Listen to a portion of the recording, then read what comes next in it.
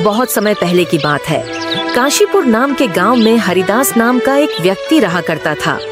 हरिदास दान पुण्य करने में बहुत विश्वास रखता था। इस कारण गांव का हर व्यक्ति हरिदास का बस तारीफ करता था।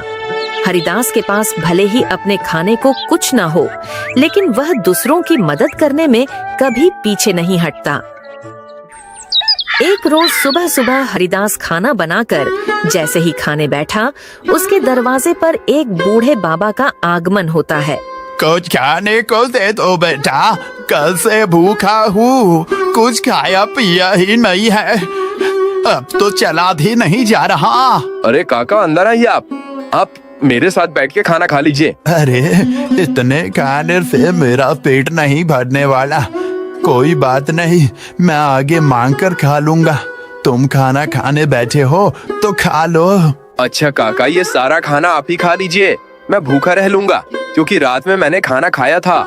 इतना कहकर हरिदास अपनी थाली उस बाबा की तरफ बढ़ा देता है। बाबा भी खाना देखकर जल्दी जल्दी से खाना खाने लगता है और खाना खाने के बाद बाबा हरिदास को ढेर सारा आशीर्वाद देते हुए कहता है, भगवान तुम्हें हमेशा खुश रखे बेटा। तुमने अपने हिस्से का खाना मुझे खिलाया है। आजकल ऐसे दानवीर लोग मिलते ही कहाँ हैं। तुम्हारा भला हो। इतना कहकर बाबा वहाँ से चले जाते हैं। लेकिन हरिदास को भी भूख लगी थी। अब वो रसोई में जाकर रसोई में रखे डिब्बों को देखने लगता है, जिसमें अन्न का एक भी दाना नहीं था। चलो कोई काम देखता हूँ, कहीं से खाने पीने का बंदोबस्त तो हो जाएगा। बस उस बेचारे का पेट भर गया, मुझे बहुत सुकून मिल रहा है। अब हरिदास यह सोचकर घर से निकलता है। तभी उसे देखकर गांव का रामलाल अपनी पत्नी से कहता है, अरे कब से यह अनाज की बोरियां मैं अकेले ही उठा रहा हूँ। अभी हरिदास को बुलाता हूँ, तुम देखना वह कैसे मेरी मदद करेगा। उसे तो वैसे भी लोगों की मदद करने का भूत सवार है। खुद भले ही जेब में फूटी कौड़ी ना हो, लेकिन बड़ा दानवीर बनता फिरता है यह भी। अब रामलाल हरिदास को आवाज लगाकर बुलाता है, अरे क्या हाल चाल है रामलाल भाई, सब ठीक तो है ना? या अनाज की बोरियां खेतों से ला रहे हो क्या? अरे हाँ, खेतों से अभी 10 बोरियां और लानी है, लेकिन मैं बहुत ज्यादा थक गया हूँ। तुम थोड़ा हाथ बटा देते तो मेरा काम जल्दी हो जाता। अरे क्यों नहीं, चलो चलो, मैं आपके साथ मिलकर खेतों से आपके घर तक बोरियां पहुंचवा देता हूँ। बड़ा ही बेवकूफ है, और इससे बेवकूफ बनाना भी आसान है। चलो इसी बहाने मेरी मदद हो जाएगी और थोड़ा आराम भी मिल जाएगा। इतना कहकर रामलाल हरिदास से अब कई सारी बोरियां खेत से घर रखवाता है। लेकिन हरिदास तो भूखा था, उसे भूख भी बहुत तेज लग रही थी। अब बोरियां रखने के बाद रामलाल हरिदास से कहता है, बहुत बहुत शुक्रिया भाई, अगर तुम ना होते ना तो मुझे ये बोरियां ढोते ढोते रात हो जाती। कई घंटे बोरियां ढोने के बाद हरिदास थक जाता है और वह हरिलाल के दुकान से उधार राशन लेकर खाना बनाकर खाता है। अगली सुबह उसके दरवाजे पर किसी की रोने की आवाज आ रही होती है। हरिदास नींद में होता है और जब दरवाजा खोलकर देखता है, उसका पड़ोसी कुलदीप अपनी पत्नी को पीट रहा है। अरे अरे कुलदीप, तुम अपनी पत्नी को इस तरह क्यों मार रहे हो? अरे क्यों न मारूं, मेरी पत्नी मेरी मर्जी। तू कौन होता है बीच में बोलने वाला? देख कुलदीप, ऐसे सुबह सुबह मारपीट करना सही बात नहीं है भाई। गांव के लोग इकट्ठा होकर देख रहे हैं सब, ये अच्छी बात है क्या? अरे भूषण बेटा, तू भी किसे समझा रहा है? इसे समझाना मतलब अपना सिर दीवार पर मारने वाली बात है। सरू सुबह सुबह चमेली से पैसे मांगने के लिए लड़ रहा होगा। दीने को पैसे नहीं होंगे ना इसके पास। अरे बुढ़िया चुप कर, ज्यादा बोलने की जरूरत नहीं है। राम राम राम, आजकल के बच्चों को तो अपने से बड़ों से बात करने की तमीज ही नहीं है। अरे मैं तो तेरी माँ की उम्र की हूँ और तू है कि मुझसे बदतमीजी से बात कर रहा है। लेकिन मैंने तो नहीं कहा आपको कि मेरे बीच में बोलने के लिए आए। इतना कहकर कुलदीप फिर से अपनी पत्नी को मारने लगता है, लेकिन यह सब हरिदास से देखा नहीं जाता और उसे एक जोरदार तमाचा लगाता है। यह देखकर गांव के सारे लोग खुश हो जाते हैं। बिल्कुल ठीक किया, ये इसी के लायक है। अरे अपनी पत्नी पर हाथ उठाता है और खुद को मर्द समझता है। हाँ, अरे भाई, आपने बिल्कुल सही किया। इसे तो मार मार कर गाँव से निकाल देना चाहिए। इसे तो मैं छोड़ूंगा नहीं, मुझे पैसे चाहिए। अगर मुझे शाम तक पैसा नहीं मिला ना तो इसे और भी मारूंगा। फिर देखता हूँ इसे कौन बचाने आता है। अबे ये ले पैसे और अब जा यहाँ से। और अगली बार अगर तूने अपनी पत्नी पर हाथ उठाया ना तो तुझे थाने में डलवा कर अच्छे से कुटाई करवाऊंगा तेरी, समझा? गांव के ढेर सारे लोग ये तमाशा देख रहे होते हैं। उनमें से एक औरत हरिदास से कहती है, आप सच में बहुत नेक दिल के हैं। हर किसी की मदद करते हैं, हर किसी का भला चाहते हैं। हम गांव वाले बस आपसे इतना चाहते हैं कि अगला हमारा सरपंच आप ही हो। अरे क्या बात कही है तूने। यह बात तो काफी समय से मैं दिल पे दबाए बैठी थी। अरे हाँ हाँ, बिल्कुल हरिदास भाई, गांव का सरपंच बनिए तो गांव में विकास होगा, तरक्की होगी।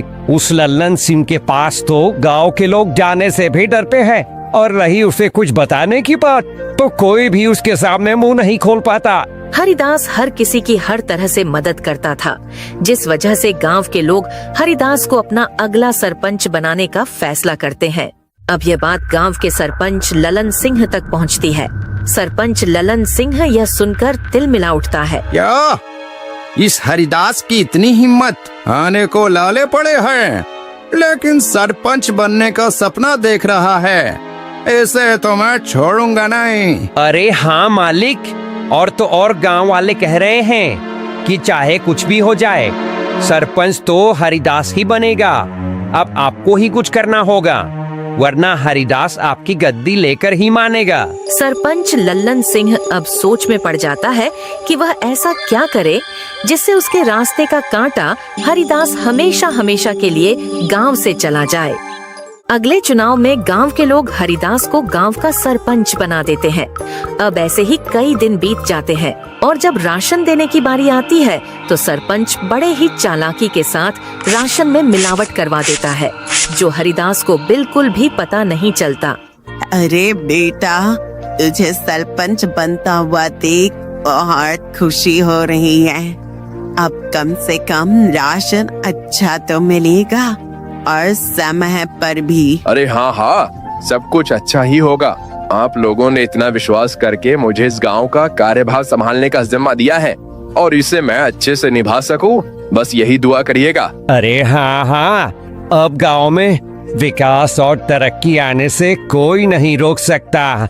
गांव में राशन बांटने के बाद सभी खुश थे कि उन्हें पहली बार पूरा राशन मिला है, वरना सरपंच लल्लन सिंह तो आधे से ज्यादा राशन काट लिया करता है। पूरे काशीपुर गांव के लोगों को राशन मिल चुका था, लेकिन अगले ही दिन पूरे गांव में शोर मच जाता है कि उनके नए सरपंच हरिदास ने मिलावटी राशन दिया है, जिस कारण पूरे गांव में बीमारी फैल रही है। अब गांव वाले एक जगह इकट्ठा होकर हरिदास से सवाल करते हैं। हमने तुम पर विश्वास करके तुम्हें गांव का सरपंच बनाया और तुमने हमारे साथ ही विश्वासघात किया। हरिदास बेटा, मुझे तुझसे ये उम्मीद नहीं थी। अरे राशन में मिलावट करके क्या मिला तुम्हें? तुम तो गांव के लोगों का हमेशा से भला चाहते थे, तो भला फिर राशन में मिलावट क्यों किया? इतना मिलावट तो सरपंच जी भी नहीं करते थे।